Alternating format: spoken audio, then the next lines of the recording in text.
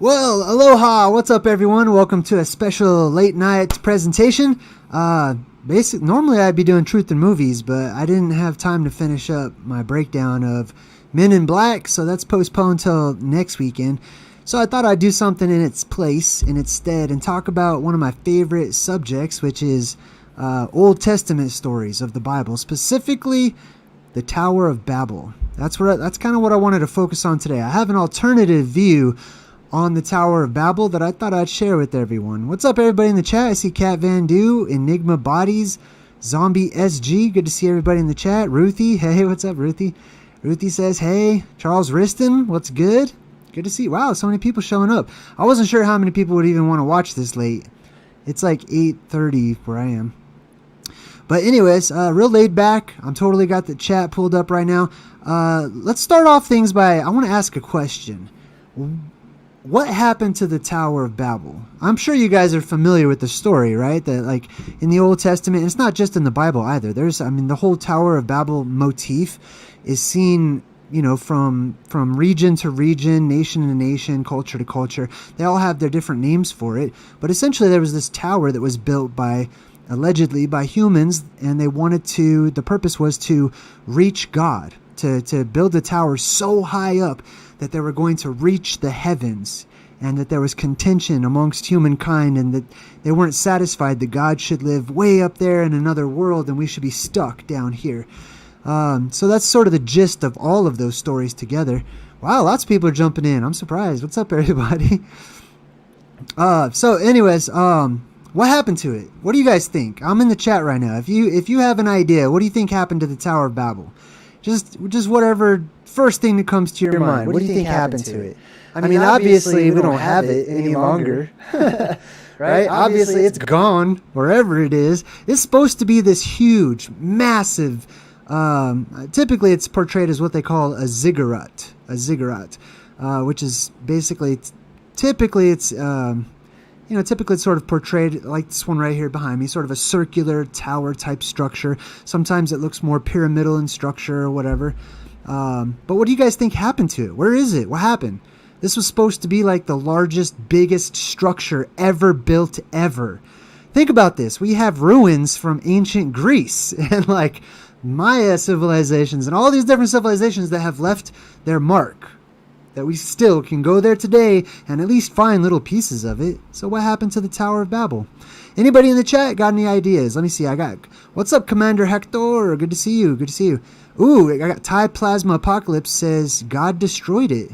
Like, how though? I mean, that sounds good, but that's a little vague. How did God destroy it? If in fact it was destroyed, like, what did God do to destroy it? Was it just snapping the fingers and it's obliterated like Thanos, like the Thanos glove?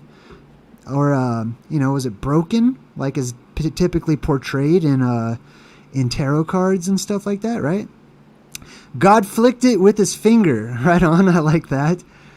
God must have a pretty big finger, you know what I mean? Let's see. Destroyed as a warning to men. Yeah, but how destroyed? Like, I mean, let's get deep. Let's get specific. How was it destroyed?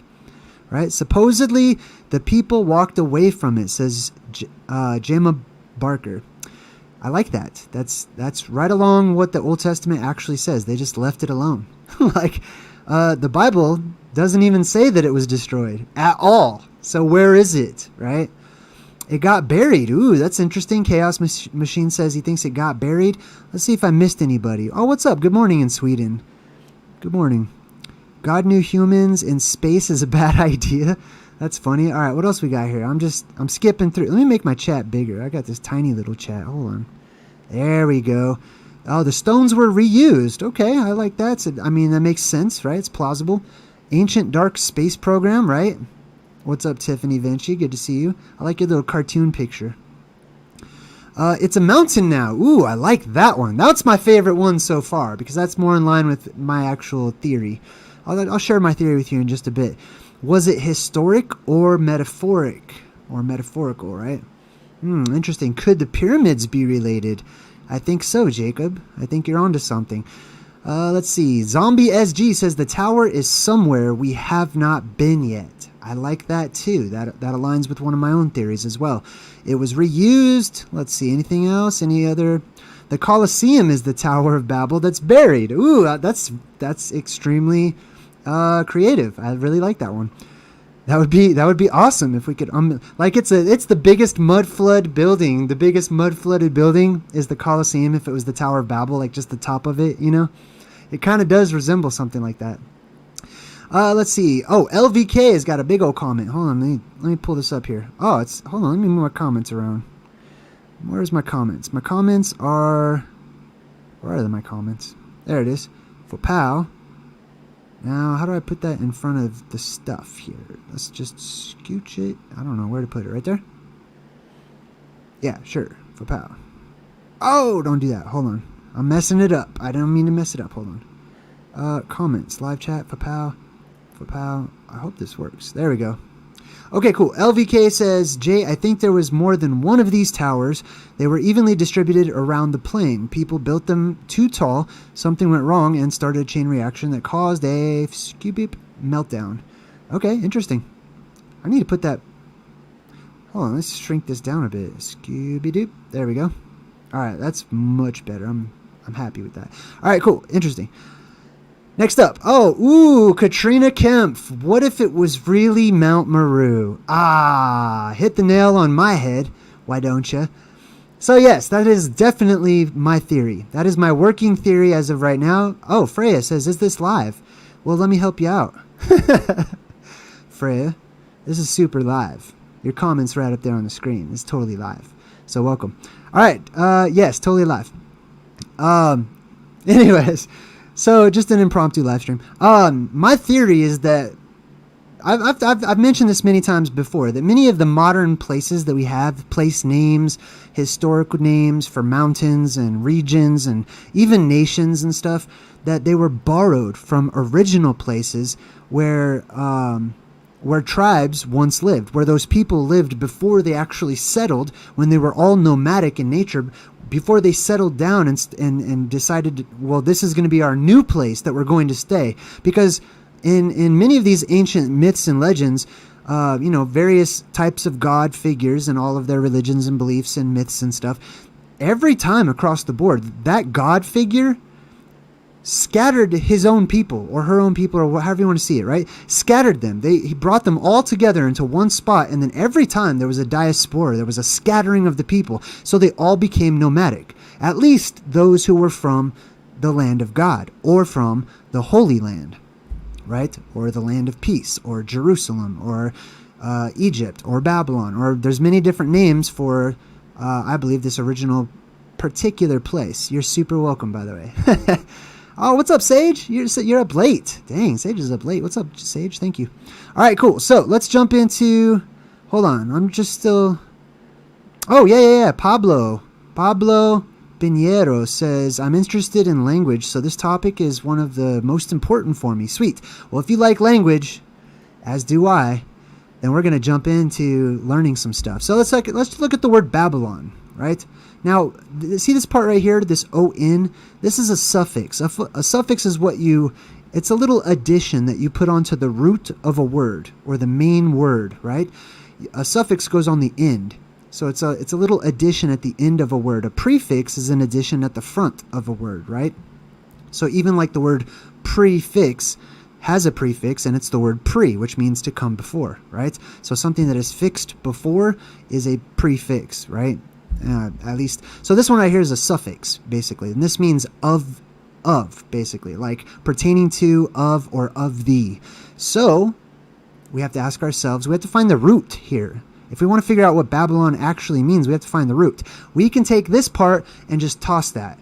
Okay, you can just toss out that suffix, because we're trying to figure out what the root of this is. What does this actually mean? The suffix means of the. So whoosh, I wish I could just disappear that right now. So let's check out. What are we left with? Babel. That's interesting. Well, if we look at it, at the etymology of it, right? Let's check it out. It says representing the Greek rendition or Greek version of the Akkadian word Bab Ilani, which is translated by many people as the gate of the gods. Oh, that's interesting. So where do they get the word gods from, right? Well, let's go to Babel. Hold on, let's just go to Babel. Because that's really, Babylon is from the word Babel. All right, so capital of Babylon was Babel, right? So if we check this word out right here, how do I highlight that? Where's Babel? Hold up. It doesn't let me highlight it. Well, I could do it right here. All right, so check this out. You see this L right there? That's also a suffix, right? So the root of Babel is Bab, or the root of Babylon is Bab. B-A-B. L is a suffix, and it means God, or mighty leader, right? It's actually like an ancient picture form. The E would be like an ox head, which means strength, and then the L would be like a staff, basically, which implies leadership. So strong leader, and then you get the word God, basically. So Bab-El is something of God, or God's something, basically, right? So this is really interesting. So let's go back to Babel, which is the capital city of Babylon.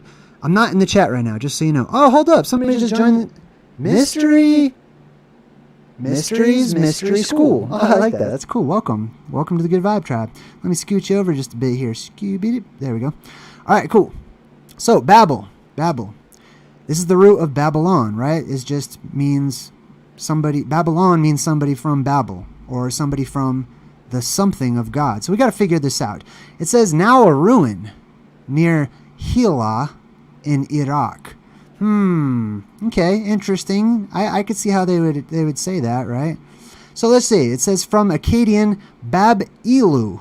Now this is an interesting word right here. Ilu. This IL is the exact same as this EL right there. It's just a derivative. It's just a difference in pronunciation and dialect and accent and stuff like that. This is appropriate for the topic. By the way, did you notice I fixed the volume? I screwed up the volume on the last live stream. God, I messed that up. I know everybody was like trying to get my attention. Bro, you got an echo. I know. I didn't even see that in the chat. I felt so dumb. Anyways, hopefully it's all fixed up. Anyways, where were we? All right, so from the Akkadian word, Babel, from the Akkadian word, Bab-Ilu.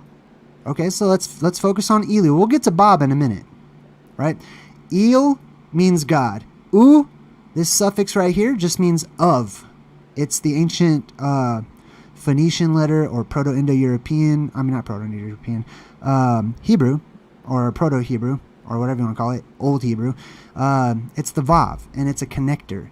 It connects one thing with another, and it's the word picture for a nail, which connects things, one thing to another. It's something that connects two things together.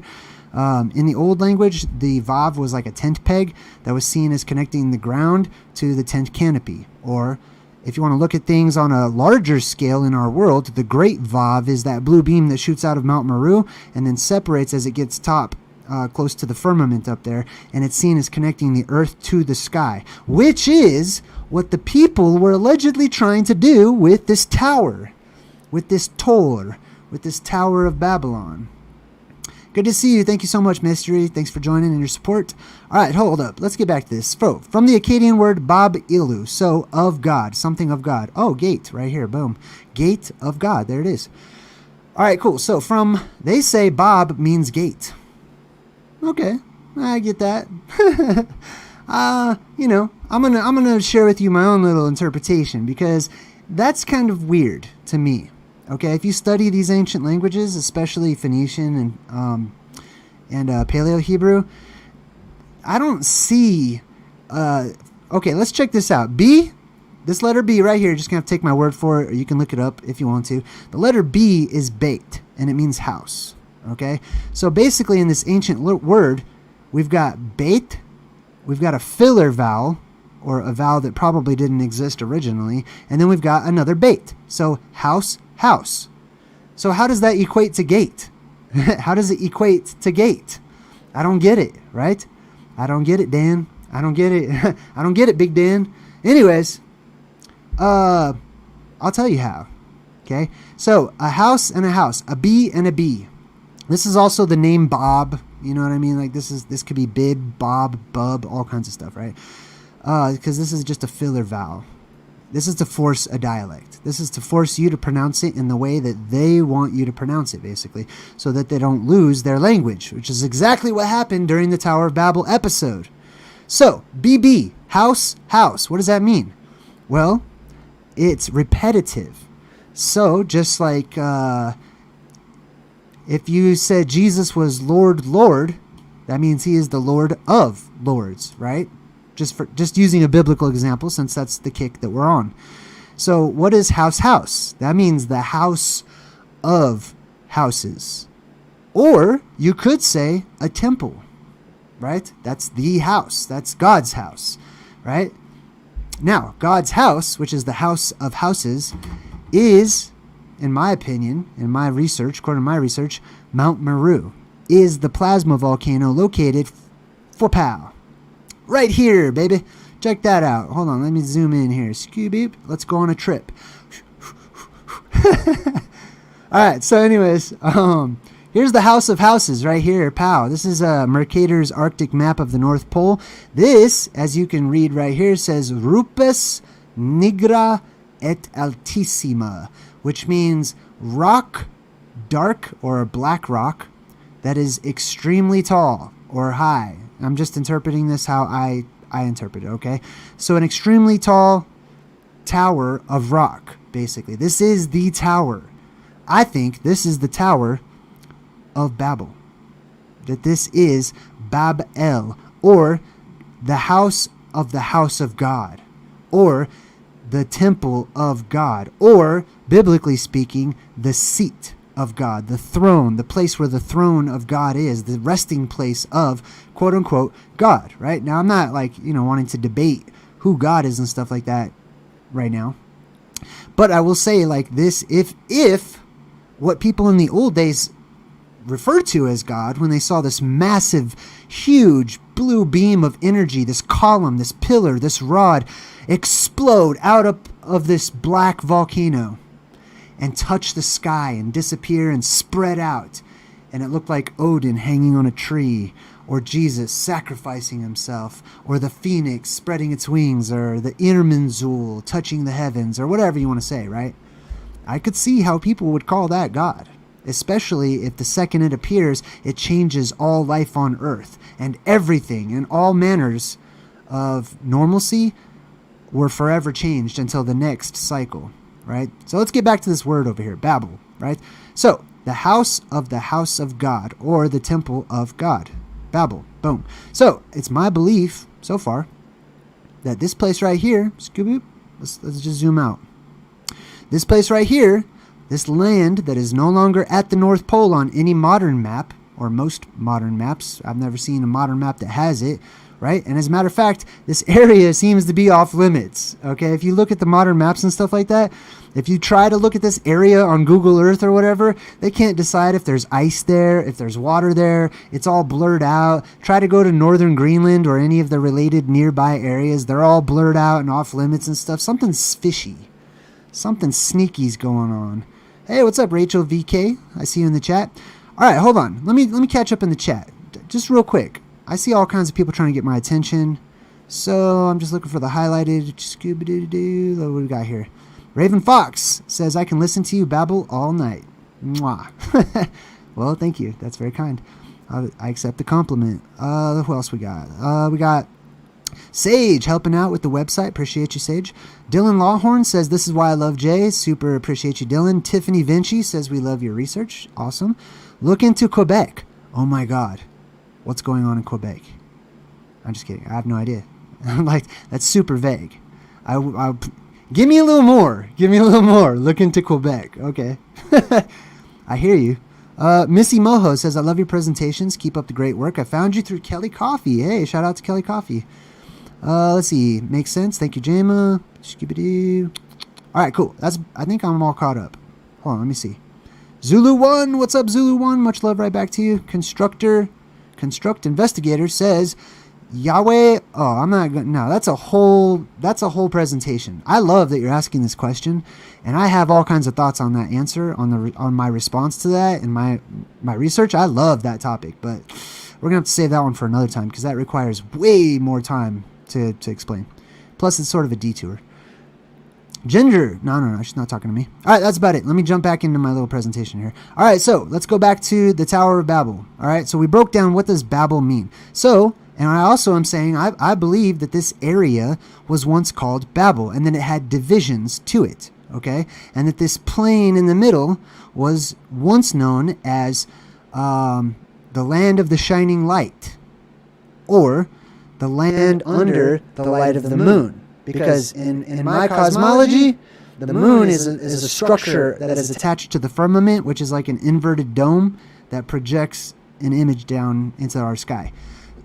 So, if that's true, and that inverted dome is at the apex of our sky dome, then that would be the actual moon, not just the light from the moon that creates a hologram up in the sky.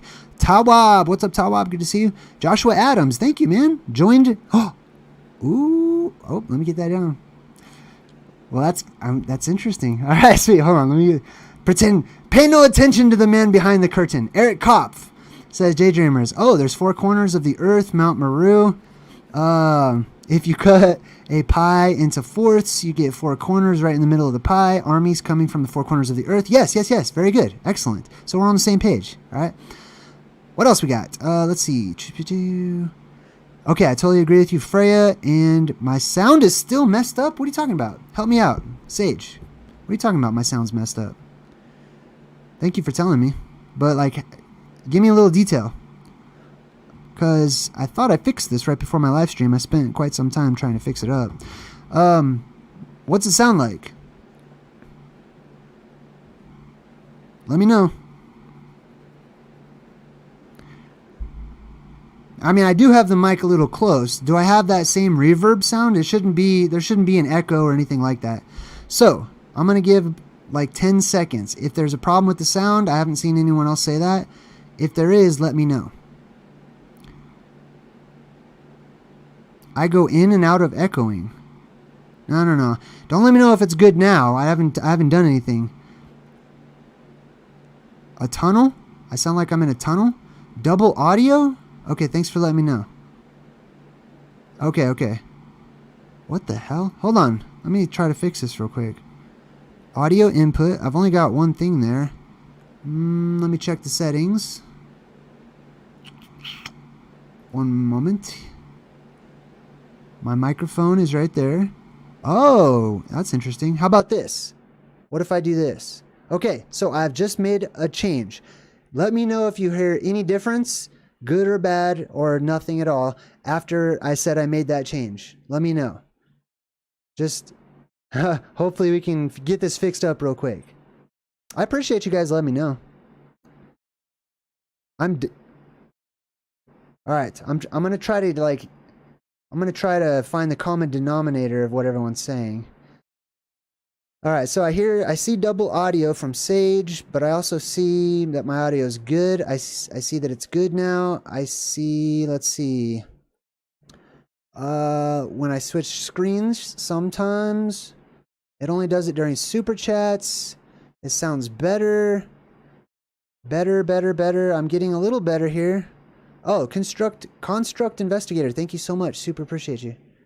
All right, I don't want to deter too much, but I do want to fix it. So let's fix it up if it's messed up. I sound clearer. That's good. So I had 2 microphones on. It looks like I muted one of them.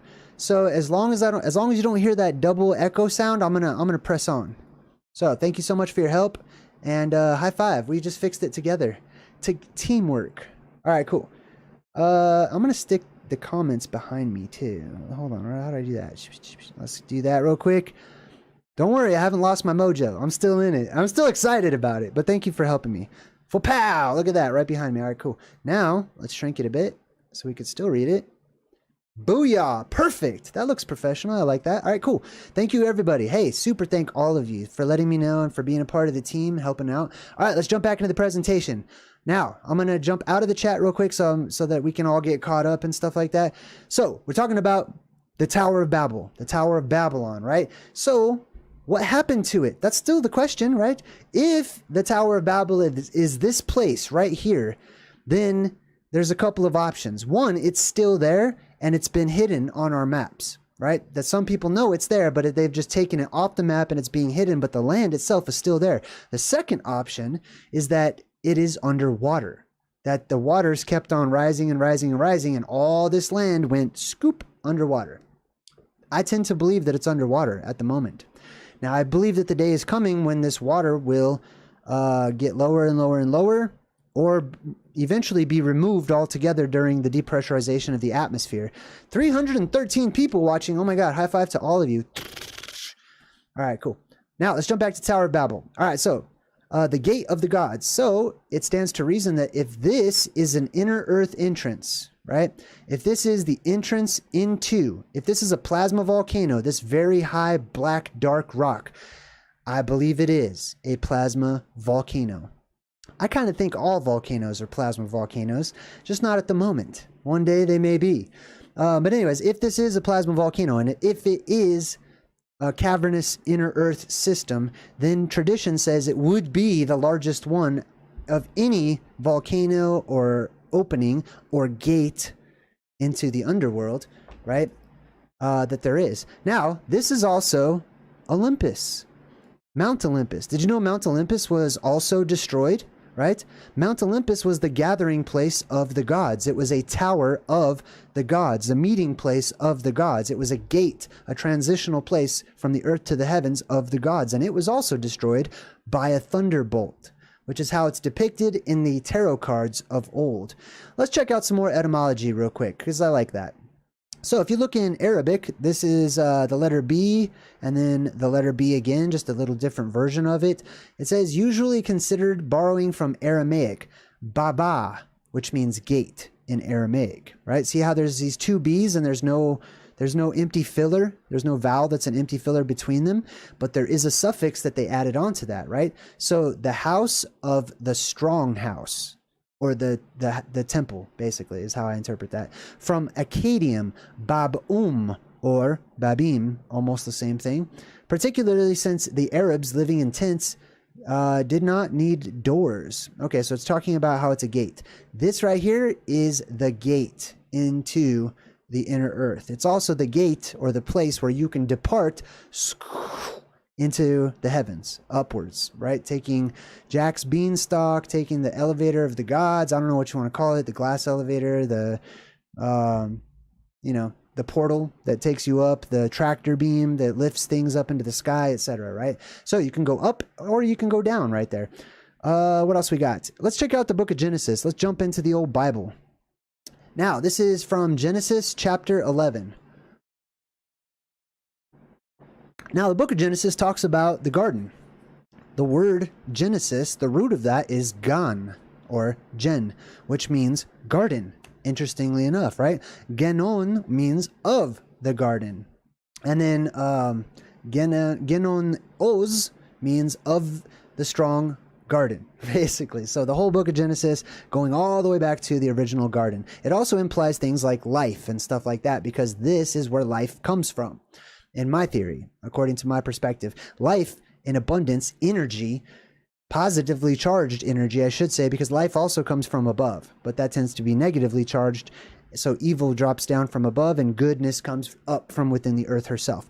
Life shoots up out of this particular place right here, creates a huge dome around this entire island right here, energetically speaking, because the whole island is magnetic in nature, but this right here is a fully magnetic rock, right? So the plasma conforms to the dome shape of the magnet, creates a little barrier, basically protecting all of the inhabitants inside of it, because those who want to come in from the outside would have to face electricity or electrical charges, basically, which would be very difficult to do. Up here, you've got the old Euphrates River divided into 7, just like the Bible says. Let's get back to the Bible, though. It says, now, the whole world had one language. That's interesting enough. Like, let's talk about that, please. How in the world did the whole world have one language? How many do we have today? It's like languages are branching out and branching out and branching out. So if we go back in time and we reverse engineer that, obviously we would have had a common language going all the way back, right? So The sad thing is, all these people, they fight about it, and they're like, our language was the original one. Puh. No, our language was the original one. Ha! Or whatever. They all fight over each other. I believe it was telepathy. Okay, so if you live in this particular spot right here, you live in an energetically charged environment that amplifies your very soul, that regenerates the skin and your cells, your body on a cellular level. You're regenerated, so it gives life and life in abundance. But it also magnifies, I guess is a good word, increases your chakras, your auras, your spirit, your whatever is giving your body energy that you call spirit, or whatever you want to call it. That is amplified too, so much so that you can sense outside of your own body. Many people call this a sixth sense, right? That's interesting. That's an interesting way to say that. But it's the sixth sense, right? Now, imagine some of us have a strong sixth sense today, but imagine if somebody could amplify your very strong or weak sixth sense to the point where you could hear people's thoughts, right? Where you could sense what someone else is sensing if they open themselves up to you. Because you could, obviously, you got to learn the ways of the Force, basically. Okay, so there's ways that you could block people so you can have your privacy or whatever. But for those of us who are not too good at that, anybody would be able to read your mind in this particular location, which means all people would be of one mind. They would all come together. They would be able to share one language, which would be an unspoken language, which means there would be no need for writing in this location. None. Zero. Writing would have to come later, whenever telepathy was broken, whenever telepathy disappeared and went away. Well, all we have to do is figure out what causes the telepathy, right? So hypothetically speaking, let's say it's, I don't know, let's say it's Scooby-Dooby-Doo, this rock right here. Or the energy that comes out of this rock right here, right? Let's say this energy shoots out, fills up that entire island with this electromagnetic sort of dome or whatever, right? Increases everybody's libido, increases their energy, increases their lifespan, increases all this stuff, all these positive attributes. By the way, if you survive the apocalypse, this is one of the rewards, okay? This is one of the possible rewards that you could inherit. So it's not all bad stuff and scary things or whatever. There's lots of really cool stuff, okay? Should probably talk about that more. But anyways, if there's a big old beam shooting up out of this, and that's what's responsible for enhancing and increasing our spiritual energy so that we can telepathically communicate with one another, then we could say that when this tower falls, when this beam of light retracts and goes back into the earth to charge during another polarity reversal, that all that energy is now gone and taken away from the people, and therefore their ability, right, their psychic abilities and all that stuff is going to start dwindling and fading away, and the magic will start to disappear. What else do I got? Hold on, that's one verse. Jeez, man, can you imagine if I just kept going? Like, let's break the whole Bible down. God, I would be here forever. All right, anyways, now the whole world had one language. This is back in Genesis chapter 11. Or chapter 11. The whole world had one language and a common speech. Interesting. As people moved eastward, they found a plain in Shinar and settled there. Let's talk about that. I'm talking about all this. I love breaking the Bible down. You have no idea. All right, so check this out. Now remember, this is a translation that I'm reading. Someone translated this from an older language. Obviously not English, American, whatever. This is a translation. This is a watered down version of the original. So let's use a tool to figure out what the original meant. These people were moving eastward. Well, that's interesting. Okay, because if it's here, right, let's say it's the middle of the world, and my hypothesis is such, how in the world do you move eastward and end up here? This is at the North Pole, right? That's a legitimate question to ask. Let's figure it out by looking at the original language. This that I'm pulling up right now is called an interlinear version of the Bible. See that? Interlinear? Fopow. The Tower of Babel. I've got it all pulled up right here. I don't know why it says Daniel. Pay no attention to that. But anyways, what an interlinear does is it takes the translation that we just read, right, which is, and had all the earth one language and one speech. It takes that and it shows you the actual modern Hebrew at the very least. I'm sure it's actually older than the modern Hebrew, but that will suffice for now. Okay, so you can see the exact words that were used and what the translation is underneath it, right? So for example, this is Vayaha, or how do they pronounce that? Vaihi. I don't know. I'm going to say Vayaha because that's how I know how to pronounce that.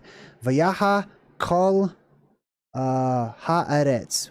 Okay, so that's the original language above, and what that translates into, or how they translated that, was and had, because this vav right here is that little nail. It looks like a nail, right? See that bad boy right there? I don't know how to highlight that, but you see that right there? That looks like a nail. That is a nail. It's actually a picture of a nail, and it's the letter V or the number 6. And it attaches things. So typically it's represented in English by the word and. So that's why they said, and had all the earth, or ha, which is the aretz, which is terrestrial land, basically, essentially. All right, so let's go back here. Let's compare this. Now, the whole world had one language and one common speech. All right, we just read that, right? And had all the earth one language and one common speech. You see how some words are reversed, though? Because in other countries, they don't speak all backwards like we do in America. So this is how it should be, okay? But it's all mixed up. It's all Babel now. Max Collins! What's up, Max Collins? Check you out. Welcome. I didn't know you're up so late. Good to see you, Max Collins. Thank you for your donations to 5 random people in the chat. That was awesome. All right, I'm going to take that down, Max, just so that we can show all this stuff real quick. But thank you. All right, so the whole earth had one language and one speech. Let's get to the part in question, which is this part. As people moved eastward, let's figure out directions. Let's figure out ancient directions, right? And it came to pass. You see that? Right there? I pretended to look at it. And it came to pass, as they journeyed from the east. Let's check this out. This says Makadas. Is that what that is? Oh, that's an M. Makadem. Mikadem. So this, I'm going to break this down for you, okay? So this glyph right here, that first one, okay? See that one with a dot underneath it? That's the letter M, basically, or mayim. The letter M is a prefix. That's not the root of the word. That means from, basically, okay? Typically, it means from, or out of, basically. And then kadem, or kadim, or for here they say kadem. So let's check this word out. Now, this is interesting. In an interlinear, you can see the word right there, mikadem, and you're like, I wonder what that means. Yoink, we click on that bad boy. We go over here, it says, here's the concordance. That's another useful tool you can use to break down words that are in the Bible. I'm gonna go, let's see, where was I? What am I looking for? It's too big right now. I'm not used to it being this big. Hold on. Where it is? Where is it? Where is it? Now, see, it says east right here. I don't think that's correct. It's me, Ms. V. What's up? Oh, thank you. I'm going to leave that up for just a sec. All right. Thank you, Ms. B. All right. Hold on. What am I looking for here? Let me see if I can find it. I'm not used to it being so gigantic. I'm going to make it huge. Hold on. I got to check this out. No, that didn't help. Where is it? I might have to shrink it for just a sec. Hold on. Ah, here we go. Here we go. So you want to look for this part where it says Strong's Hebrew 6924. That's exactly where this word is in the concordance. So we're going to click on that, and then we're going to go down, and we see kadem. Remember, the word was mi kadem, or from out of, right? Or from, right? Or sometimes since, basically. Kadem. Oh, look at that. It does not mean east. It means aforetime, which is an old-fashioned way of saying ancient times. Okay? So, and not just ancient times, but typically it implies legendary times, renown times, basically, right? Aforetime. Let's see if they have anything else here about aforetime. Skip deep. Let's see. No, not really. Not really. I'm not really seeing it. It's in the modern language. It's translated. Thank you, Ms. V. It's translated as east. However, the ancient word did not mean east, as in freaking left forever. You know, left forever, nonstop. But where is it? Ancient days. Here we go. Here we go. See that? In ancient days. Boom. That is a better translation. Okay, so if we go back, skip, right, as the people moved in the ancient of days or during legendary times, not these people were headed east, left. Hold on, let me show you what east is in our world today. East is like this. You'll never get to wherever you're going. Like it's just a circle, right? It says, as the people moved in legendary times, as people were moving out a long time ago in the afore times, or a long time ago, or in times long forgotten, or old lang syne, right? As the people moved during the legendary times, they found a plain in Shinar. This is interesting. Let's check this out. Plain. A plain. We just assume that just means some flat place, and this is Bible days, so this is probably in the Middle East, so it's probably like a flat place in the Middle East. This is how like modern scholars think. Let's check out the interlinear and see what it says about this plain in Shinar. Where'd it go? Let's go back. All right, so fopow right here, a plain. You see that?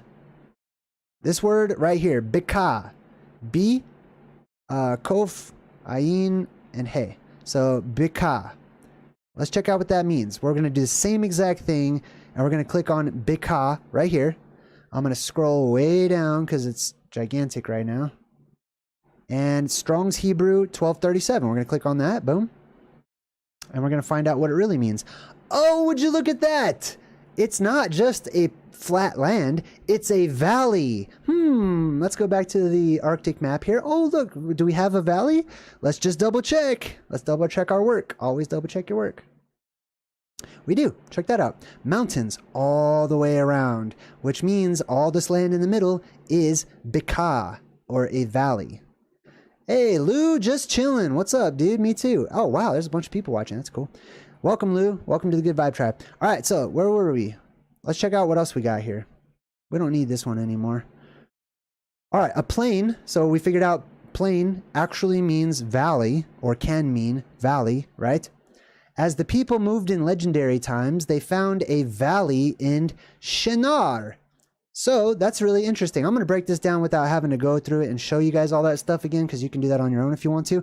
But let's look for the suffix. If you look for the prefixes or the suffixes, it's easy to find the root. The suffix is ar, or or, which means light, or sometimes fire, right?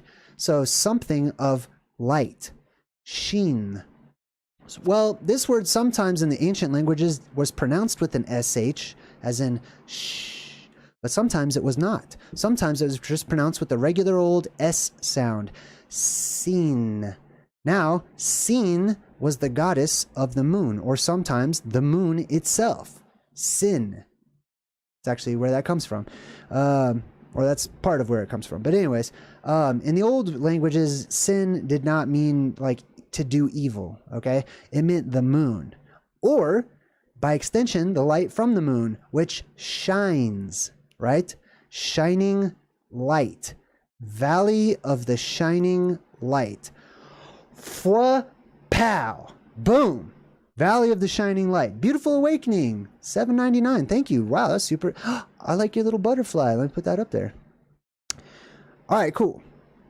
Oh, yeah, that's right. So check this out. Beautiful Awakening makes a really good point. So she says B is actually V, or V in Russian, the Vav, the Hebrew letter. The letter Vav is equal to the number 6, correct? Or I agree. And is the symbol of connection, portraying a bridge in a structure. Yeah, I totally agree with that. So yes, that's a good point. Sometimes the letter B, there's these really interesting little nuances in letters and how they're pronounced and stuff like that. But sometimes B is pronounced V in various languages, right? For those of you who have no idea what I'm talking about, just think about how Dracula talks. Okay, not to not to play on anybody's languages or anything, but that's the only way I can get Americans to understand that, basically, right? Like when he says, "I want to suck your blood" or whatever, we would go, "I want to suck your blood." It's like, it's something similar to that, basically. Anyways, all right, let's get back to Genesis. Boom. Now, the whole world had one language, boom, telepathy, and a common speech. As people moved eastward, or as people moved in the legendary times, or as people traveled, or what's another word for like everyone traveling all at once?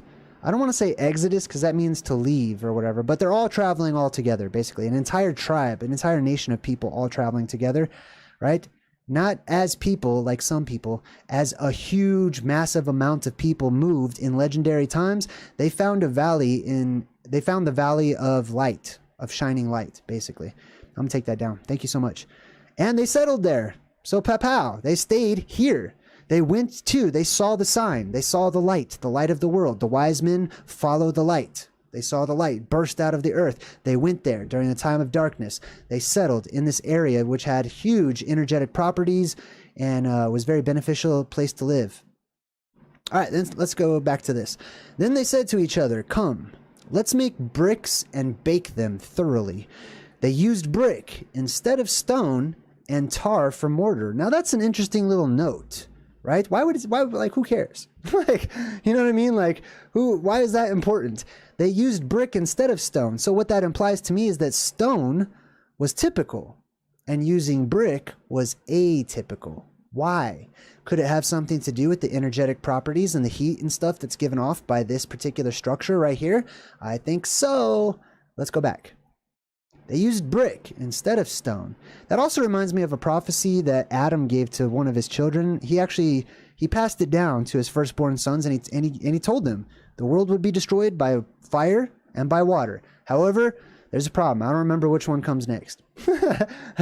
I'm summarizing, okay? That's what Adam told his children. So his children were like, "Wow, thanks a lot, actually." So they wanted to store all of the world's knowledge in like a library that they had to build in a building. So they made two relics, two old buildings, two huge strongholds to hold all of the world's knowledge that they had acquired so far, right? One was made out of brick. The other one was made out of stone, right? The brick one was just in case the world was destroyed by fire, the bricks would just be baked and all the information would be saved. The stone one was just in case it was destroyed by water and the stones would remain. Right? Oh, snap. All right, let's get back to this. They used brick instead of stone and tar for mortar. Then they said, "Come, let us build ourselves a city." I don't know what accent they had. Excuse me, sorry. Come. I just like saying it like that. "Let us build ourselves a city with a tower that reaches to the heavens, so that we may make a name for ourselves. Otherwise, we will be scattered over the whole face of the earth." All right, cool. Well, I was distracted by my own accent. Hold on, let me read that again. "Let us build ourselves a city with a tower that reaches to the heavens, so that we may make a name for ourselves. Otherwise, we will be scattered over the face of the whole earth." So let's go back to our little map here, right? If they're all in one place at the top of the world, as you know, some Native American tribes call the place of emergence because they came up out of the inner earth at this particular location. And this was the door. This was the gate of those gods right here, right? They needed that beam of light because then when that beam of light, when that tower retracts, they scatter. Why do they scatter? Well, they no longer can understand one another. That's one huge reason why, right? But there's other reasons too. But basically, it's probably overpopulated and stuff in this area, I'm sure. So they scatter out, right? So let's get back to the story. "Otherwise, we will be scattered over the whole face of the earth." Now, let's take a look at what it says here. Hold on. Actually, let's read on. "But the Lord." Now, this is a whole nother teaching right here, this word. But let's read on. "But the Lord came down." So that means the Lord, whoever that was, lived above this place, up in the sky. So, okay, I don't want to get too deep. "But the Lord came down to see the city and the tower the people were building. And the Lord said, if as one people speaking the same language, they have begun to do this, then nothing they plan to do will be impossible for them. So, come, let us, let's just, let's emphasize that. Let us go down and confuse their language so that they will not understand one another. And this is where the word Babel comes from. Babbling, a babbling brook, people who babble, etc. Holy cow. Hold on, let me give some shout outs. Wow. It's just super laid back. Thank you guys for accent concentration. Pushing button 62. Man, thank you. Much love out to you. And Anthraxis says, man, $100. Jeez. Oh my God. That's like a lot. Thank you. Man, I love these breakdowns. Love the support from the community. 400 plus people in here. Smash the like button. Holy moly. Thank you. I'm very thankful to both of you. I'm going to leave this first one up for just a bit, and then I'll put yours up there too. All right. So let me get back to this real quick. All right. Now think about this. Does it say, right? Does it say that the people built the tower? Let's go back and double check, right? Now, you'll also, nowhere in here does it say the tower was destroyed, ever. So let's check this out again. They used brick instead of stone. Hold on, let's go back. Where were we here? Let's see. Come, let us make, okay, so they're like, hey, we want to build a city. That's what I hear. Let's make bricks and bake them. Okay, let's build some stuff, right? They used bricks instead of stone and tar for mortar. Okay, this doesn't seem like it's about the tower so far. Then they said, come and let us build ourselves a city, comma, hard stop, with a tower that reaches to the heavens. So let's build a city that has a tower that reaches into the heavens. Let's build a city here around this tower that reaches up to the heavens. That's a possibility. I'm just sharing. Holy cow. And Anthrax Access just donated 10 memberships in the chat. Everybody gets a membership. You get a membership and you get a membership.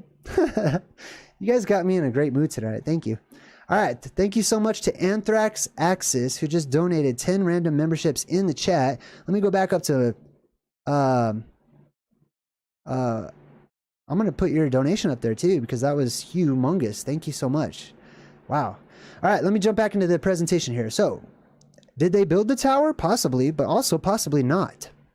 Now let's see what it says here. The Lord came down to see the city and the tower the people were building. So that sounds like it does imply they may have been building a tower. So let me jump into a theory that I have here, right? Let's speculate and say that this is a plasma volcano, right? And that this is a place where one of those beams of light, or the main beam of light, or ionized oxygen is, which I think it is, explode, giving life-giving energy, allowing things like superpowers like telepathy and stuff like that, right? You want to claim that piece. You want to claim that land. I'm not saying I do, right? I want to live nearby it, yeah, but I don't want to claim it. But I'm saying humanity tends to do that, right? Humanity tends to go claim land and build fences and borders and boundaries and stuff like that. But another thing that I would assume that they would do, which would make sense to me, is that they would build around Mount Meru here. That they would actually build a center of like a building around it, right? So that people could live on Mount Meru, because you're not going to live on the mountain itself. The mountain itself would be very difficult to navigate, super hard to climb and get around and stuff. But if you start building stairways that go around it and stuff, and little, patios and stuff like that, or whatever, I'm just, you know what I'm saying, right? Maybe they build around it. Maybe they build on top of it to harness its power, to utilize its power. Maybe they're doing like the ancient Egyptians did and building the pyramids. Like I believe that the ancient Egyptians built, or I don't know if the ancient Egyptians built them, but somebody built the Great Pyramid on top of one of these inner earth entrances, one of these huge openings that I believe power comes up out of the earth. Oh wow, Max, thank you so much. All right, I'm gonna put Max up here real quick just to say thank you for your donation. I super appreciate you and your super chat sticker. That was awesome.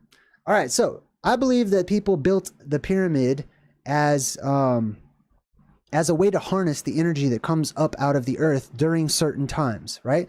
I don't believe that we live in one of those times right now, but I believe we are on the verge, on the fringe of time where we will transition into seeing these beams of light and energy come up and shoot out of the earth, giving rise to these pillars and columns, and people will see them in all kinds of ways and interpret that in all kinds of ways, right? But they're places of power.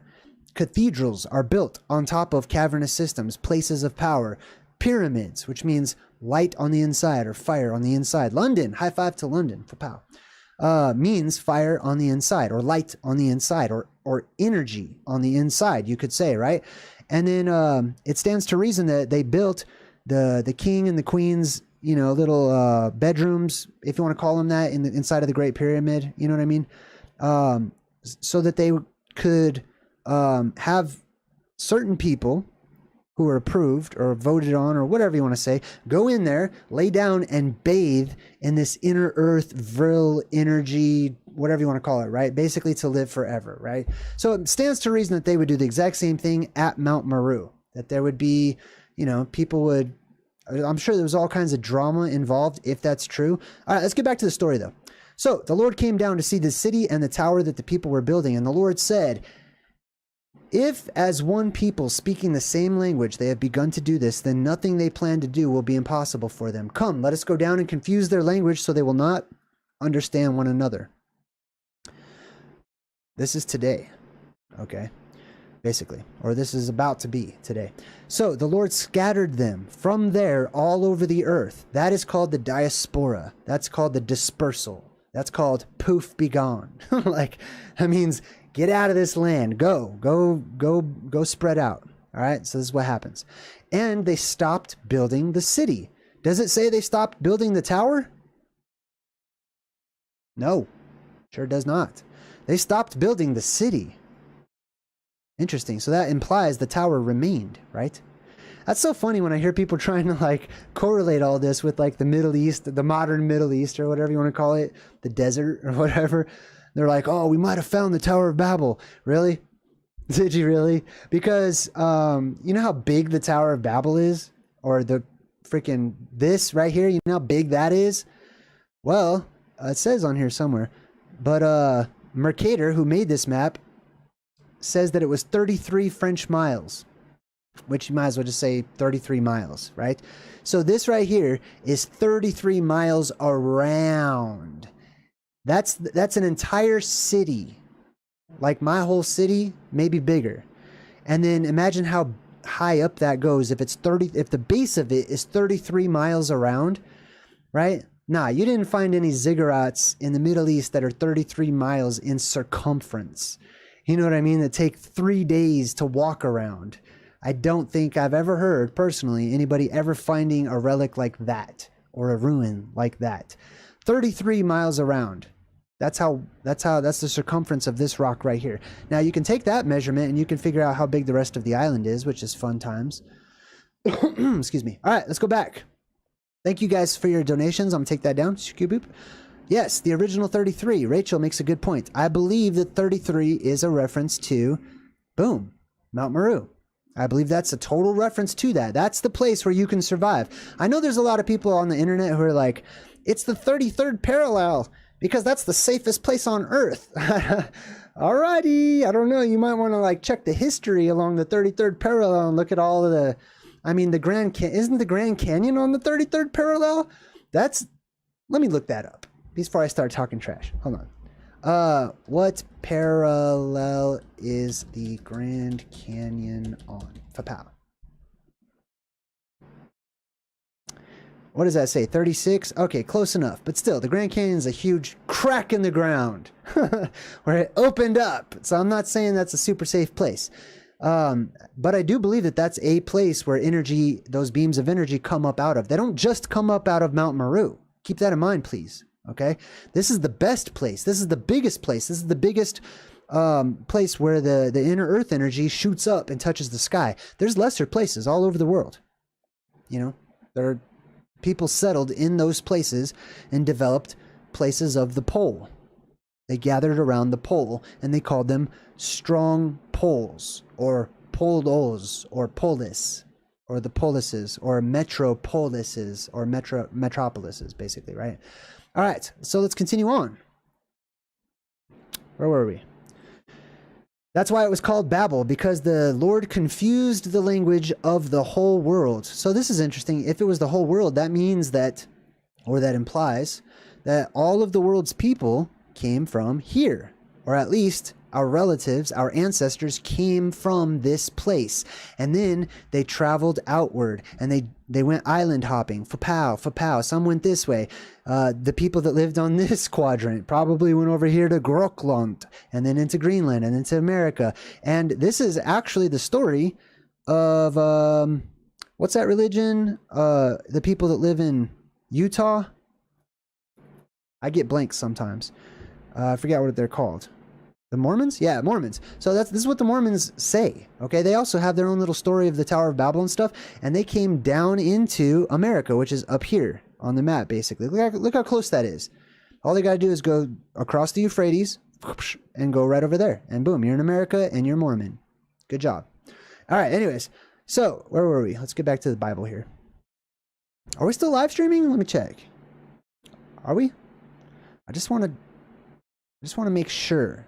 I think we are. All right, cool. It looks like I thought the chat stopped. Did the chat stop? Hold on. Let me just double check. Are we live? Are we live? I'm just checking because I did see. Oh, maybe my chat's just messed up. Let me try it again. Pop out the chat. Pow.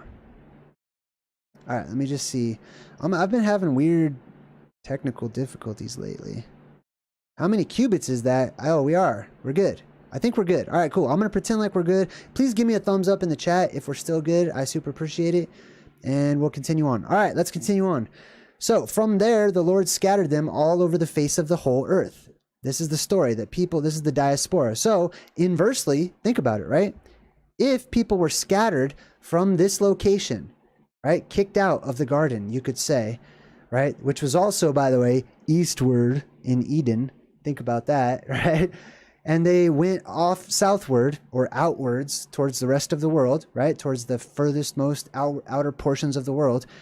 Then the inverse of that is destined to occur, which is there would be a gathering. There would be a return to Hyperborea, or a return to the land beyond the Arctic Circle, right? To the lands beyond. Southern Belle, thank you so much for letting me know. The chat froze. Yeah, I know. That's weird. I don't know why the chat froze. I think we're back though. I think we're good. I see all little hearts and stuff. I'll put those live reactions on there for you guys so we can all hug. You can give me a big old hug with all those hearts. Thank you. All right, cool. Yeah, I don't know what happened to the chat. Isn't that weird?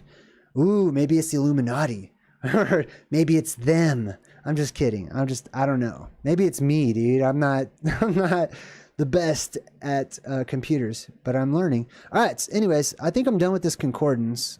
I'm going to scooch that over. Maybe we might need it again. Tower of Babel. Let's check this out real quick. You guys want to keep going? You guys want to keep going? Agent Smith. Hey, hold on. I got to put my chat back up now. Let's see. Hold on. Let me put this chat back up. Properties. All right, Fapow. Paste. Boom. You guys ever watch Enter the Stars? I'm not trying to promote people's channels or whatever, but sometimes I let you know who I watch. I like watching Casey over Enter the Stars sometimes. I doubt he likes my channel. I don't know. But anyways, he did this really good thing on he's one of the people that inspired me to do my Truth in Movies segment, actually. So a big thank you to him. But he broke down this one TV show. I can't remember the name of it. It's like Fleece or something. What's sheep fur called? Anyways, there's this TV show that he's breaking down, and man, I want to watch this show. I don't know. I don't want to copy him or nothing, but he broke it down pretty well. All right. I see thank you, Zulu1. Thank you, Max Collins. Thank you, everybody in the chat. You guys are awesome. All right, cool. Let's get back to this presentation. All right, let me take this off. Pow. All right, so I'm in Wikipedia. We're just going to check it out real quick. The Tower of Babel. Oh, I'm going to check this out too. You see this right here? Let me make this big. Let's break down some Hebrew words. All right, you can see that, right? This right here is the letter M. See, when you try to highlight it, because it reads from right to left instead of left to right, it highlights all messed up. So I'm not going to highlight it. See this letter right here? That one? Okay. That's the letter Mem, right? This weird glyph right here, okay? It looks like a little hill with a little flank off of it. That's the letter Mem or M, same as this one right here next to it, which I can highlight. All right, so that means from, remember, right? And then it says Gadol or Gadal, right? So Mi Gadal Babel. That's how they write that, the Tower of Babel. So let's check that out real quick. Mi Gadol. If you look up, I'm just going to tell you what it means so we don't waste a lot of time. Gadol means gigantic. Essentially, it means great, so big, awesome, terrifyingly large, right? That's what that means basically. So Mi Gadol Babel means the gigantic house of God, right there. House, staff, right? Which means house and then house of the leader, or basically, okay? So gigantic, huge, just like Rupus Nigra says, et altissima, right there at the middle of it, right? Which we checked out, right? Great, gigantic, huge. This is not a mountain range. This out here is like a mountain range. These are mountain ranges, okay? See this, all this crazy stuff over here? These are regular old mountain ranges that we're used to in this part of the surface of the world, okay? Over here, these are the cliffs of insanity. These are cliffs. These are huge. They're pulled up into the air by the plasma discharges. And then in turn, this right here is the biggest cliff of all because it's energy that's attracting dirt and mud and earth and stuff, and it pulls it up with it into the sky. That's why Mount Meru is so gigantic and so tall that it reaches up into the clouds and stuff, right? And that's why it's dangerous to climb, and that's why there's so many legends and stories about it. So, you know, there may be caves. I'm just saying. All right. Where was I? Do more research on the Hebrew language. Okay, I'll keep that in mind. I do like the Hebrew language. I'm not like a pro. I'm not like super professional. The Archivist, my superhero. What's up, bro? You've been kicking butt lately, dude. Congrats on all your subs and stuff. You guys gotta check this dude out. If you like old newspaper articles and stuff that talk about and touch on all these things I'm talking about, man, like we gotta do a superhero team up, bro. Let me know. Reach out to me. We'll do it. All right. Let me get back to the little Wikipedia article. All right. So, Mi Gadol Babel, or the Tower of Babel. Let me scooch this down a bit. All right. So, it's the narrative in Genesis 11, as we just found out. It's an origin myth. Fapow. I love that. And a parable meant to explain why the world's people speak different languages. Now, you notice that tower did not fall. Do you see how it's like half finished? Okay, that's because this right here is the unfinished pyramid or fire inside. It's unfinished. There is no top to this because it's a volcano.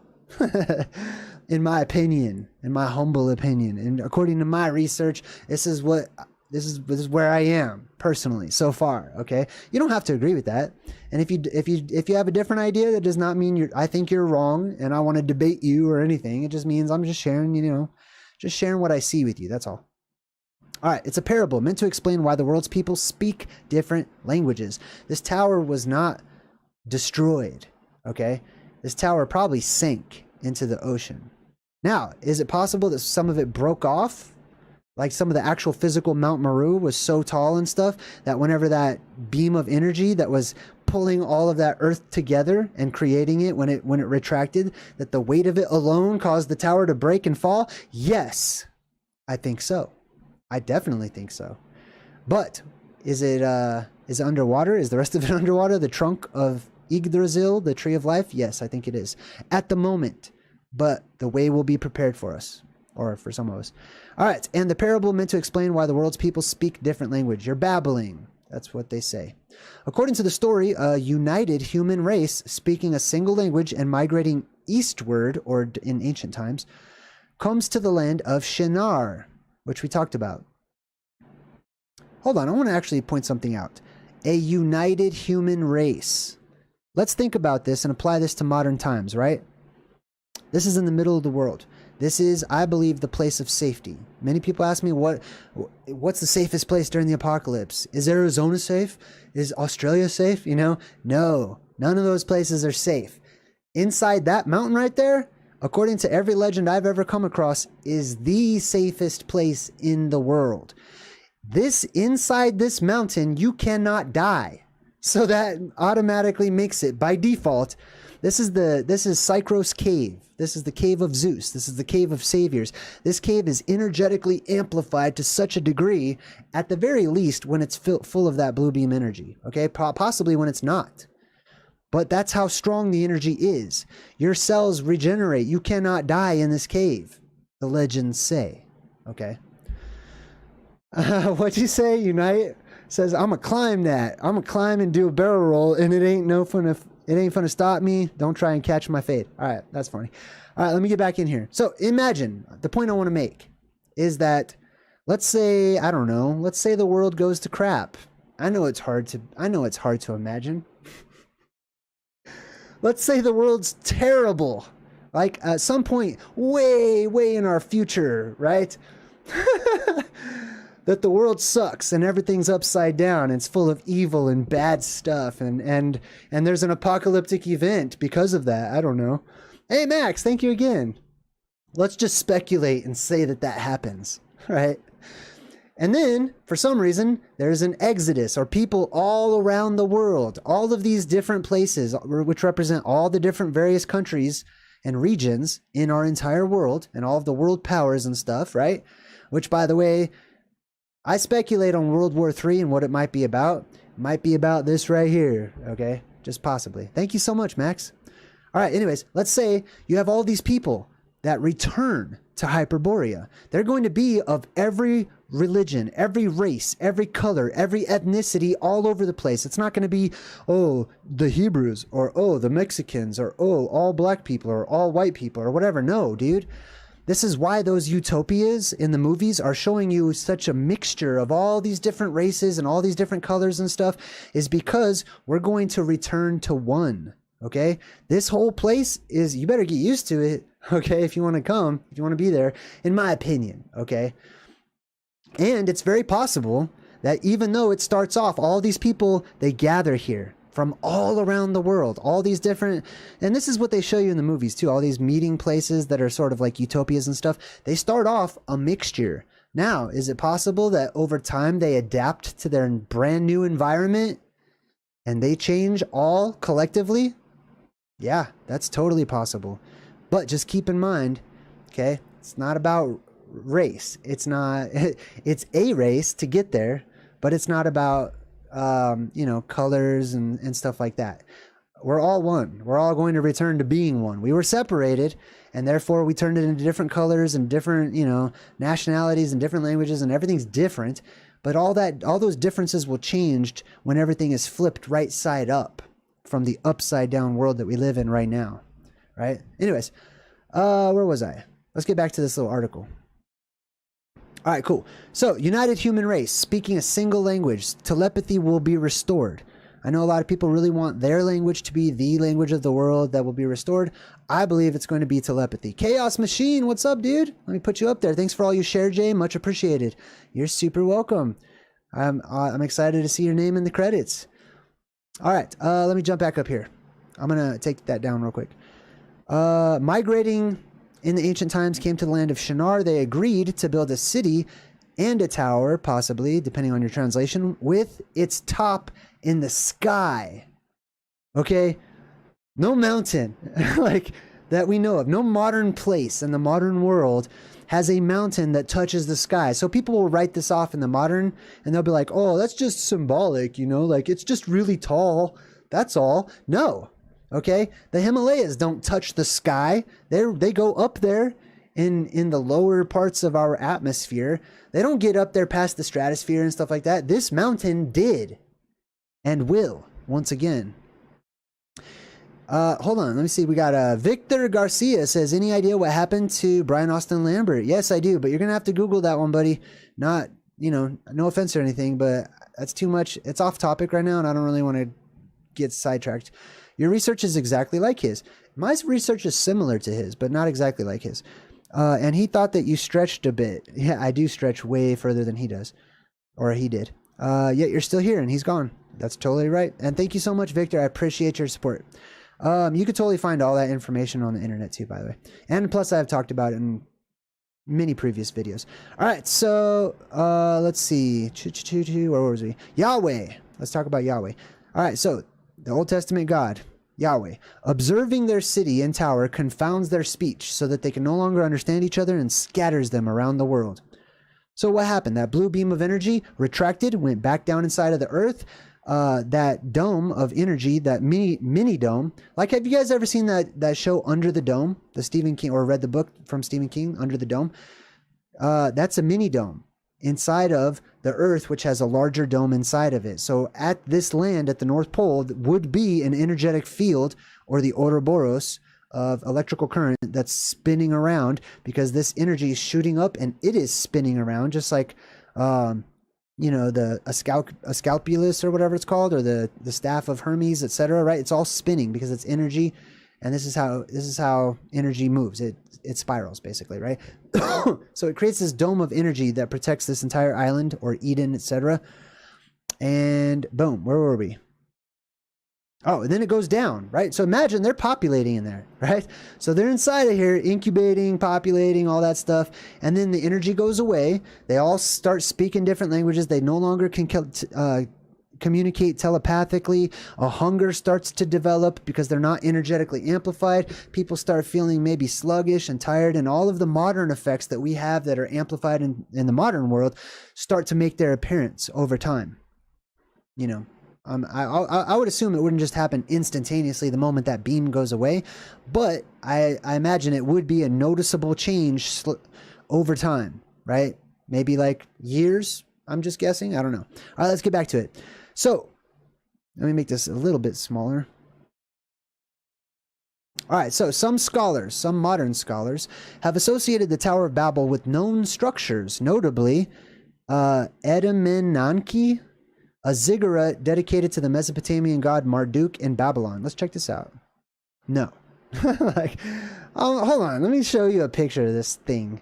Hold on. Let's check this out. So they're saying, we think it's this. We found it. Boom. An aerial view of the remains of Edenanki or whatever.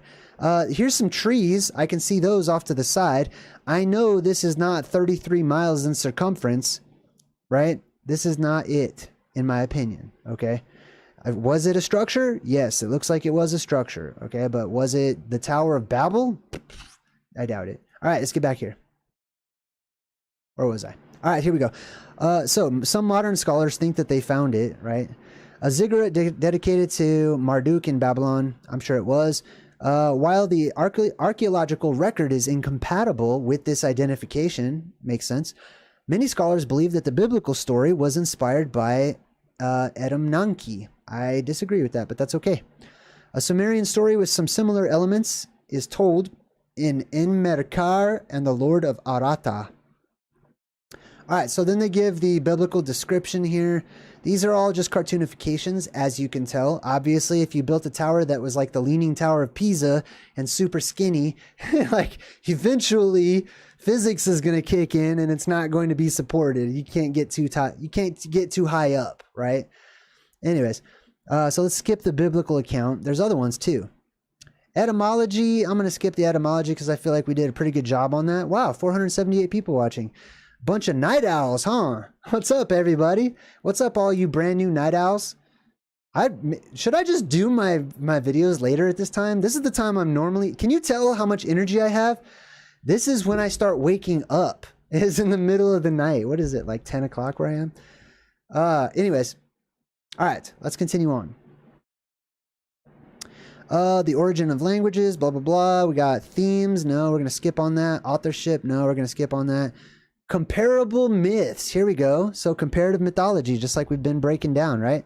Sumerian and Assyrian parallels to the Tower of Babel. Let's check it out. There is a Sumerian myth similar.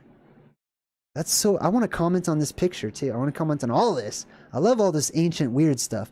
There's a Sumerian myth similar to that of the Tower of Babel called Enmerkar and the Lord of Arata. where Inmerkar of Uruk is building a massive ziggurat in Eridu. Eridu, this word right here is very similar to Eretz and very similar to Earth, right? So it's just kind of, they're all similar. And demands a tribute of precious materials from Arata. That also reminds me of a place in a movie. Was it Dune? Didn't they have people that sound like that? Arata or something? Joshua Adams gave me $5. Oh my God. Hold on, let me say thank you. Joshua Adams. Your picture looks like the Terminator. You look like, that's a good picture. I like that. I really appreciate you, your hard work, your channel. Thanks for all these fine folks. Thanks to everyone. I'm like number 81. Let's get more. Oh, that's cool. I haven't even liked it yet. I'm usually the last person to like my own video, but I always do. And thank you so much. I super appreciate you, Joshua Adams. All right, back to our story. So Inmerkar of Uruk is building a massive ziggurat in Eridu and demands a tribute of precious materials from Arata for its construction.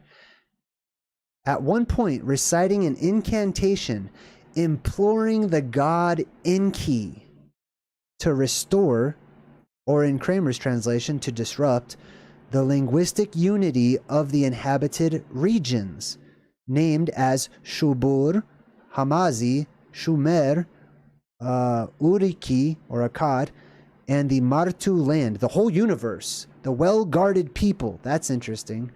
The well-guarded people, or the people who are guarded by the well, right? Or people who have an electromagnetic dome of energy around their island or their nation or whatever, right?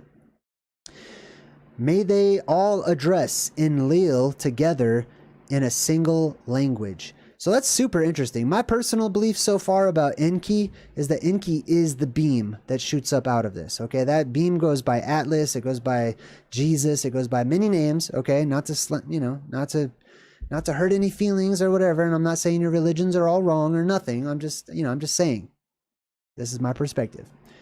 And that is Enki. Enki means Lord of the Earth. Actually, technically, it means heaven and earth. Okay, which is the Vav of creation, or the tent peg that connects the heavens, Atlas, holding it up, right? And the earth, boom, going down. It's that Y shape, it's the flux capacitor shape, etc. Oh, the flux capacitor shape. Oh my God, we got so much to talk about. Hold on, let me catch up in the chat. Someone said I'm on fire. I am. I'm energetically amplified. I don't know why. Maybe it's you guys. Maybe it's because this is my time. Like, I'm alive at night, dude. When I do my live streams earlier, I'm just like, I'm drinking coffee. Sorry. Hold on, I'm nighttime is my time. Anyway, where was I? The flux capacitor makes time travel possible, right? So check this out. Have you guys ever seen that movie called Time Trap, where those people go into that cave and then there's these energetic barriers, and every time they go through an energetic barrier, time moves differently where they just were? Or time moves differently where they are. Like there's a time differential between the two. If you have not seen that, I broke that movie down on my Truth in Movies playlist. You got to scroll down a bit because it's an older one. But I just recently showed that movie to my son, also who loved it. He's pointing out all kinds of stuff. He's like, Dad, pause it.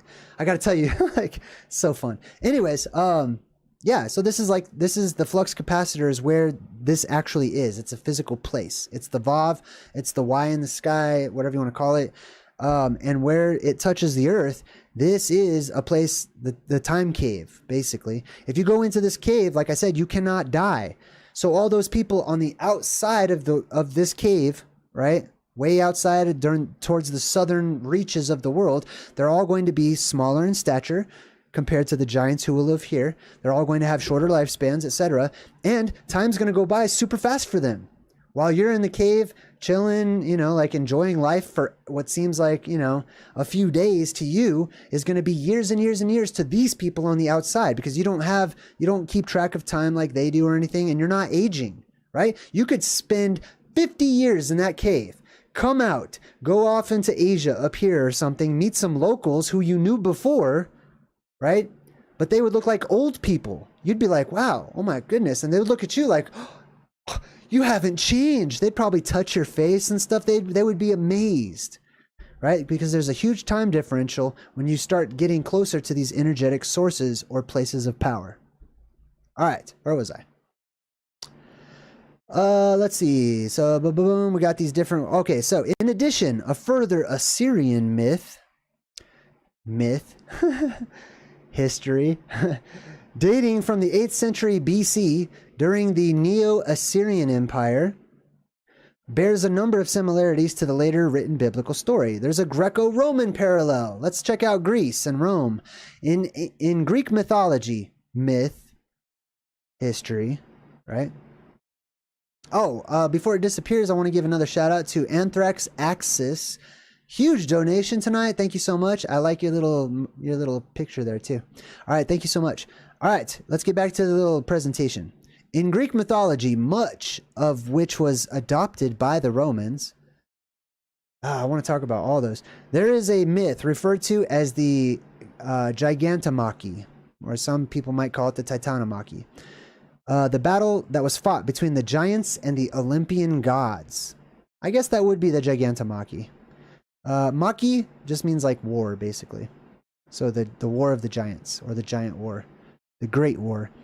So there was a war between the giants and the Olympian gods for supremacy of the cosmos. I don't know about that. Now say supremacy of this spot right here on the map, you know, which was the world, especially if you have your little mini dome around you and you're looking at your own little mini sky. You know, I don't know if they had a sky or not, or if they just saw our sky, right? Let's get back to it. Hold on. Let me see in the chat. Something's going on in the chat. Did you just donate more memberships? Oh my God, that was awesome. Thank you. Oh, Kazmij is in the chat. I haven't seen you in forever. Good to see you. A Wrinkle in Time. Good one. All those are good. All right, hold on. I don't want to get too much in the chat here. What's the movie? Oh, the name of the movie was Time Trap. So check that out. You'll love it. If you love all my stuff, you'll love this movie. It's really good. Plus, in the movie, the way that they found that cave is they're following a dude who disappeared looking for the Fountain of Youth. So it's all about where to find the Fountain of Youth. And Ken's in the chat. Ken, what's up, Ken? Good to see you. High five. Thank you so much for your support. Man, you guys are awesome tonight. I mean, you guys are always awesome. But anyways, let me continue on. All right, so this is in Greek mythology, Greek and Roman mythology, the war between the giants and the Olympian gods who lived on, Mount Olympus, right here, right? They fought for supremacy of the cosmos. In Ovid, some historian guy, in Ovid's telling of the myth of the history, the giants attempt to reach the gods in heaven by stacking mountains, but are repelled by Jupiter's thunderbolts. Interesting stuff. Thanks again, Ken. So check this out. The giants stack mountains on top of each other. Let's go back to our little map here because I want to show you a story here. Okay. Like I said, this place right here is created by the energy of the earth itself, by electricity, you could say, electromagnetism, really, right? If you rub a balloon, right, just to give you let's build a bridge. If you take a balloon and you rub it on your hair and you have a bunch of hair, right, and then you pull the balloon away, what happens to your hair?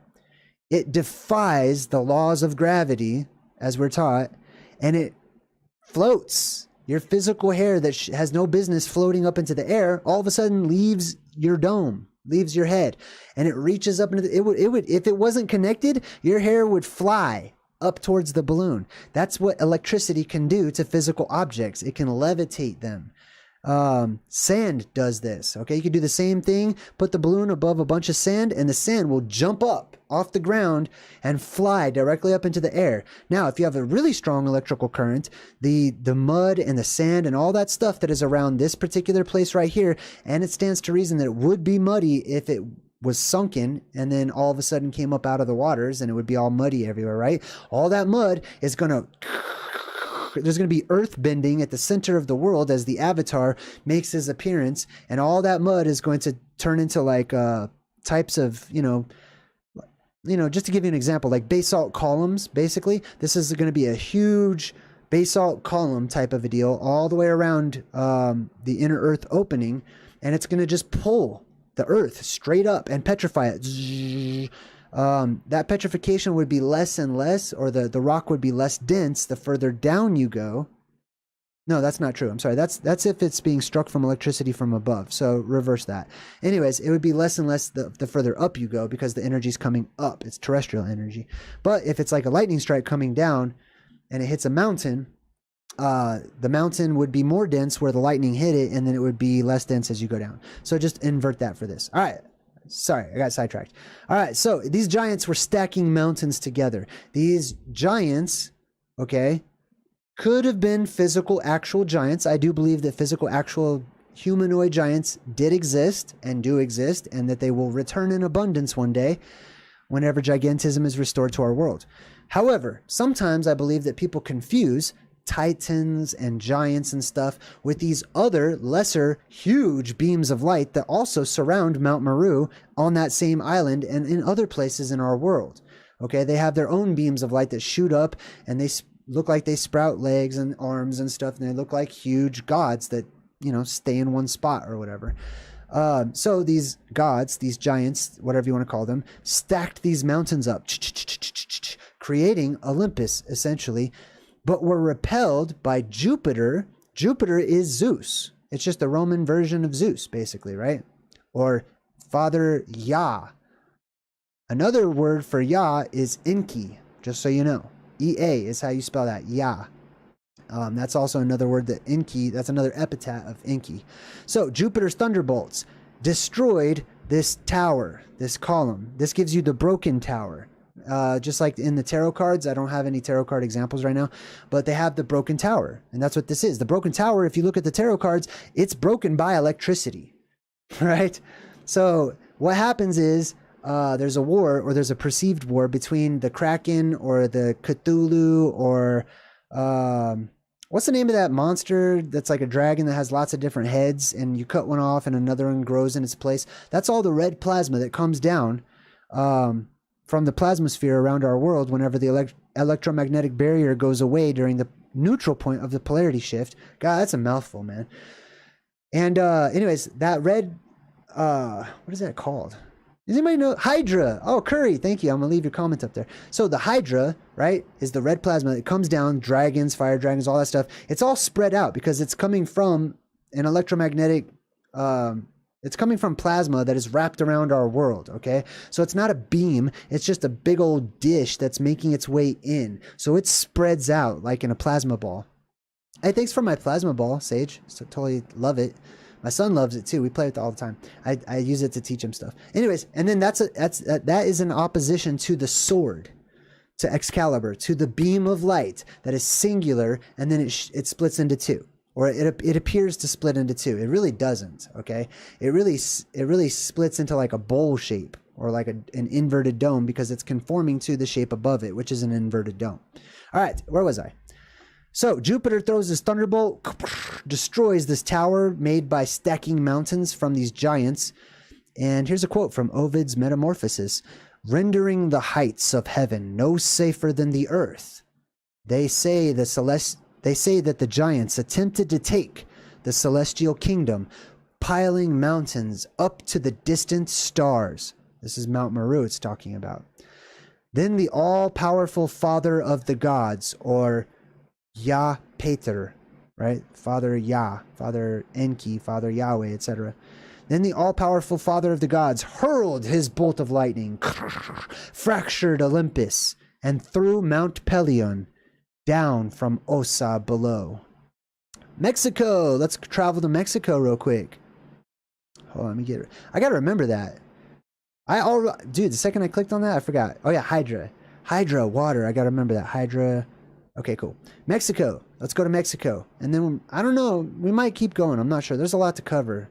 But I kind of want to hang out. All right, Mexico. Various traditions similar to that of the Tower of Babel are found in Central America. Duh. Some writers connected the Great Pyramid of Cholula. Isn't that like hot sauce? Of Cholula. That's so funny. To the Tower of Babel. The Dominican friar Diego Duran reported hearing an account about the pyramid from a 100-year-old priest at Cholula. Shortly after the conquest of the Aztec Empire, he wrote that he was told when the light of the sun first appeared upon the land, giants appeared and set off in search of the sun. This is not the first time I've come across myths and legends where people were looking for the sun, right? When the light of the sun first appeared upon the land, giants appeared and set off in search of the sun. Why would you need to search for it if the sunlight is there? Sunlight points you right towards the sun, right? Every time. Sometimes when they say the sun, please keep in mind there were many different suns in ancient times, in times past, okay? So it's not always the point of focus and the blindingly whitish blue light that we have above us now. There were other suns, and there is an origin to all of those suns, ultimately. A physical origin, a physical place up in the sky. Sometimes terrestrially. All right, not finding it. They could not find the sun. They built a tower to reach the sky. An angered God of the heavens called upon the inhabitants of the sky, who destroyed the tower and scattered its inhabitants. They went through their apocalypse, basically. Or, you know, their apocalyptic event. The story was not related to either a flood or the confusion of languages, although Fraser connects its construction and the scattering of the giants with the Tower of Babel. So that's interesting too. I want to point this out. Just because those blue beams appear or disappear does not necessitate the atmosphere depressurizing, which is what I call the apocalypse, right? There are many cataclysms that are due to polarity shifts, and those beams come up or those beams go down, etc., right? But they do not necessitate the sky breaking open. The sky does break open during one of these cycles, right? A cycle of water, a cycle of fire. But you can have these beams shoot up into the sky, into the heavens, and not have the apocalypse or the depressurization of our atmosphere. So please do keep that in mind, right? Now, you will have the beams show up, right? Or the beams retract during the apocalypse. That's a guarantee. They will do one or the other. And since they're gone right now, I speculate that next time it happens, those beams will reappear and we will enter into a golden age once again. Another story attributed to the native historian Fernando de Alva Cortez. How do I pronounce this? Ixtlil Choquil. Nope. All right, so Fernando. Sorry, it's kind of late now. All right, so Fernando says to the ancient Toltecs, states that after men had multiplied, following a great deluge. I feel like that should say after women had multiplied. I don't know, I'm just kidding. After men had multiplied following a great deluge, that means flooding of the earth, they erected a tall zacauli, or tower, to preserve themselves in the event of a second deluge. That sounds a lot like that prophecy I was telling you about whenever Adam passed on to his firstborn children. Hey, there's going to be an apocalypse, one by water, one by fire. So you need to build two structures to get ready for either of them, right? However, their languages were confounded and they went into separate parts of the earth, the diaspora. In Arizona, still another story attributed to the Tohono Uodam people holds that Montezuma escaped a great flood and then became wicked and attempted to build a house reaching to heaven. But the Great Spirit destroyed it with thunderbolts. Okay, you see thunderbolts? That's basically cosmic discharge. Okay, cosmic electrical discharge. Or, you know, sometimes terrestrial discharge.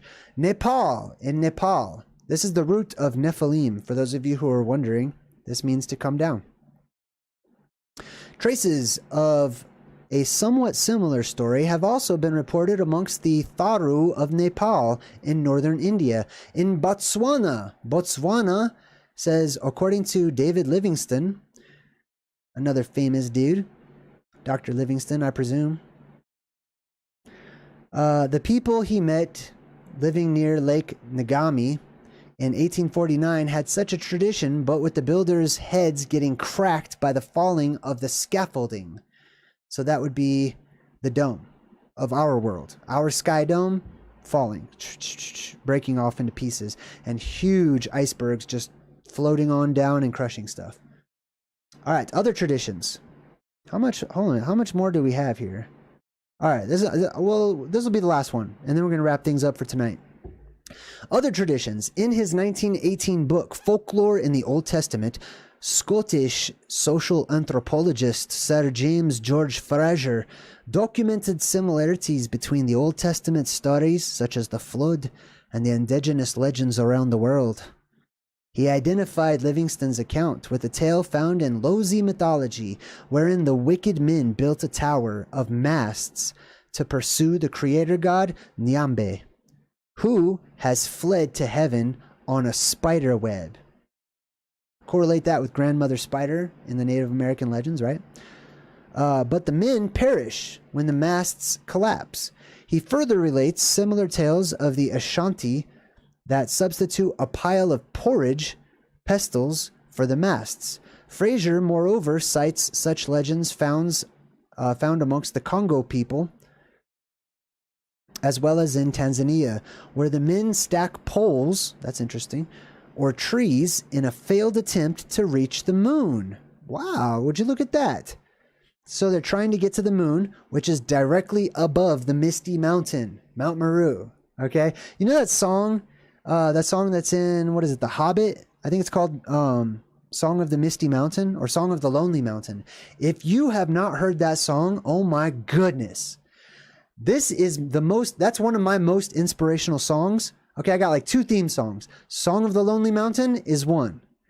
And then Secrets by One Republic is also, like, I feel like it's talking about, like, that's me. That's my jam. But anyways, Song of the Lonely Mountain is like, far over the misty mountains cove, with dungeons deep and caverns old. We must awake ere break of day to find our long forgotten gold. Man, I forgot the damn lyrics. But anyways, it says that the mountain is under the moon, okay? Directly under the moon, the inverted dome that I've been talking about, right? So it's interesting that these people say that they want to reach the moon, right? And you'll see all these creation legends and ancient stories of old about people and animals who tried to get to the moon. Pay attention to the location and the little hints that it gives us. Max, thank you, Max. Oh, man, you're the best. I appreciate you. All right, now, people erected, or the legends say they stacked poles, those columns of light shoot up, right? That's when you can get to the moon, to the actual physical moon, the real one, all right? Or trees, you know, the world tree, etc. He further cited the Kaderbi of Kuki people in Assam as having a similar story. The traditions of the Karen people. There's a Karen people? That's Karen. Hey, what's up, Karen? I don't know who that is. All right, hold on, Max. Let me tell you that. Thank you, Max. I appreciate you. All right. The traditions of the Karen people of Myanmar, which Fraser considered to show clear Abrahamic influence. You'll find that across all of Polynesia and all of the Pacific, if you look hard enough, and all of America. I mean, it's everywhere, basically. Also relate that their ancestors migrated there following the abandonment of a great pagoda. Boom. There's the pagoda. Right? That's also, that's basically the beam of light, and it branches off and creates little eddies like a ladder. You know what I mean? Or what do you call that? Oh, I'm getting tired now. All right, hold on. Let's continue on. We got to wrap this up. In the land of Karini, 30 generations from Adam, when the languages... Hold on. That sounds terrible. Let me read that again. The traditions of the Karen people of Myanmar, which Fraser considers to show clear Abrahamic influence, also relate their ancestors. They relate that their ancestors migrated there following the abandonment of a great pagoda, which is the Tower of Babel, in the land of Karini, 30 generations from Adam, when the languages were confused and the Karen people, or the Karens, separated from the Karini. He notes, I'm gonna comment on this. He notes yet another version current in the Admiralty Islands, where mankind's languages are confused following a failed attempt to build houses reaching the heavens. Hold on, this word is bothering me. I want to talk about it. This word Karen. Okay, it means of the horn. Right? Or of the protrusion, which is what a horn is. Okay? So Karen is directly related to Kronos, or the horned one, right? And Karani means our horn, or place of the horn, or place of the protrusion, place of this horn right here. Okay, where the horn sticks up out of the ground. There's other words for it too. But anyways, that's what that means. Mythological context. Here you have a picture of the Tower of Babel in the background, a cartoonified version of it, with the Hanging Gardens. I'm going to have to do a whole video on the Hanging Gardens. What else we got? There's a lot of other stories about the Tower of Babel. The Book of Jubilees. Oh, I love the Book of Jubilees. Man, there's so much to share, right? So much to learn. Let me read this one. God, I just want to read it real quick. The Book of Jubilees contains one of the most detailed accounts found anywhere of the Tower of Babel. Pow. And they began to build. And in the 4th week, they made brick with fire. And the bricks served them for stone, and the clay which they cemented them together was asphalt, which comes out of the sea and out of the fountains of water in the land of Shinar. So wherever this is near a sea or a great body of water. Where was I? And they built it. 43 years were they building it. Its breadth was 203 bricks, and the height of a brick was the third of one. Okay. Its height amounted to 5,433 cubits. If someone could do the math, I would super appreciate that. And 2 palms. Boom. And the extent of one wall was 13 stadies. And the other was 30 stadies. And this is from the Book of Jubilees, chapter 10, verse 20 through 21. And that's from the 1913 translation. We got Josephus, good old Josephus, as some say. Antiquities of the Jews. There's a whole bunch of references. I'm not going to read all these because it's getting late and I'm getting tired, honestly. So I'm going to wrap things up. Let me start taking down all the stuff. I want to say thank you to everybody. Wow, look at that, 460 people watching. What an honor, man. Let's take the screen sharing down. Pow. Let's take the Tower of Babel down. Let's retract the tower. Goodbye, Tower of Babel. Go back into the earth and charge yourself so that we can hang out once more. I just want to say thank you. Yes, I do have a P.O. box. I don't know how long I'll have that. I will have the P.O. box for as long as people want to send me stuff. So if you want to write a letter, if you just want to say hi, you got something cool you want to show me or share with me, or a gift or whatever you want, you can send it right there and I will receive it. Submissions for omens. Also, Kimberly F. Thank you. So if you have some weird, strange video that you've recorded, something you've captured or something that you want to share that you feel like is an omen, or is directly related to, my OMENS segment, or possibly, other stuff, you can send that to me on my website. All you got to do is go to my website, click on the word OMENS at the top on the menu, and you can leave your submission. Put my picture back on my avatar. I didn't do that, Sage. I don't know why it does that sometimes. Sometimes there's a glitch and it takes people's off. Let me see if Wheezy has it. Nope, Wheezy's there. Jay, we have a typhoon singing in San Diego. That's interesting. I have no idea what that is. Let's see. What else we got? Kimberly says hit the like button so we can get to 100,000 subscribers. The only reason I care about that is because my little 8-year-old is excited as heck to see his daddy get 100,000 subscribers. So if you'd like me to help my little dream come true of seeing my boy smile huge every time, maybe I'll get a little YouTube button. I don't know. But anyways, all right. Anyways, I'm going to go. I'm just babbling now. See what I did there? Until next time, I'm JayDreamerZ saying good vibes and goodbye.